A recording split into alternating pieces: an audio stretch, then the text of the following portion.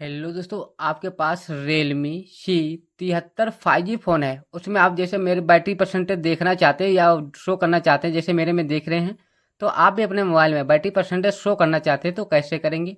तो इसी वीडियो में आपको बताने जा रहे हैं। तो सबसे पहले आपको करना क्या होगा, अपने मोबाइल की सेटिंग ओपन कर लेना है। मोबाइल सेटिंग ओपन कर लेने के बाद फिर आपको क्या करना है, नीचे आ जाना है। नीचे आएंगे तो यहाँ सेटिंग आपको देखने को मिल जाएगी, नोटिफिकेशन एंड स्टेटस बार की। इस पर आपको क्लिक कर देना है। जैसे इस पर क्लिक कर देते हैं तो यहाँ पे सेटिंग मिल जाएगी स्टेटस बार की, तो इस पर आपको क्लिक कर देना है।